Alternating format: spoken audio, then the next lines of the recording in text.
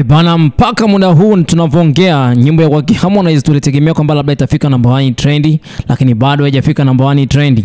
Yani kwa mujibu wa taarifa ambazo za hivi karibuni, video zinazo trendi kwa katika mtandao wa YouTube katika nchi ya Tanzania ni pamoja na kwamba nyimbo ya kwake Diamond nyimbo ya kwake Rayvanny Nesa akiwa amshirikisha Diamond Platnumz na msanii kutoka katika nchi ya South Africa, huyo anamuita Khalili. Nyimbo hii inaitwa Nesa. Wimbo huu ni mpya wa Rayvanny kushirikiana na Diamond Platnumz na msanii huyo anaitwa Khalili, ambao kwa hivi sasa umekuwa na mvuto sana mpaka kushikilia namba 1 katika siku chache mpaka kwa hivi sasa.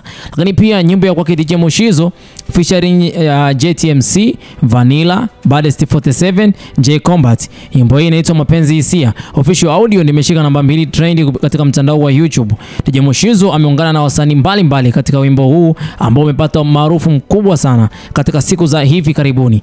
Bado tunazidi kuendelea, lakini nataka kuambia tu kwamba Mario kumchoka ni kitu ambacho kitakuwa kipya sana kwetu. Mario ameweza kuachia tena, ameshirikishwa na Moko Genius kwa mara nyingine tena. Nyimbo hii inaitwa Fighting Visualizer. Collab hii ni kati ya Moko Genius na Mario, imepokelewa vyema sana na mashabiki, ikionyesha ni kwa namna gani yani ushirikiano wao umekuwa na mvutano mzuri sana wa kuweza kufanya mashabiki kuzidi kupenda nyimbo hii.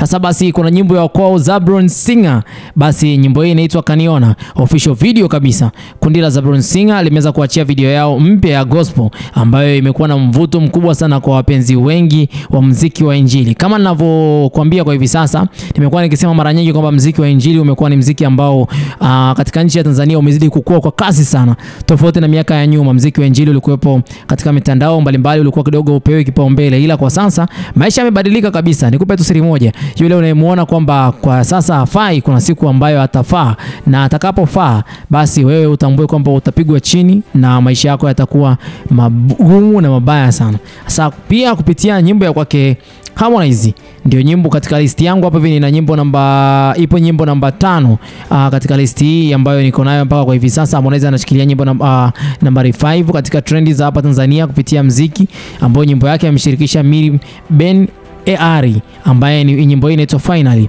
Hii ni official lyric audio ambayo basi Harmonize ameshirikisha mwanadada huyu kutoka wimbo huu ambao ameendelea kupata umaarufu mkubwa sana katika majukwaa ya muziki, especially katika jukwaa hili la YouTube, lakini katika muda ambao hatukutegemea. Tulikuwa tunategemea kwamba itaenda kwa kasi sana, ila imekuja katika hali ya utofauti kulingana kwamba wabongo wengi hawajaweza kuielewa nyimbo hii.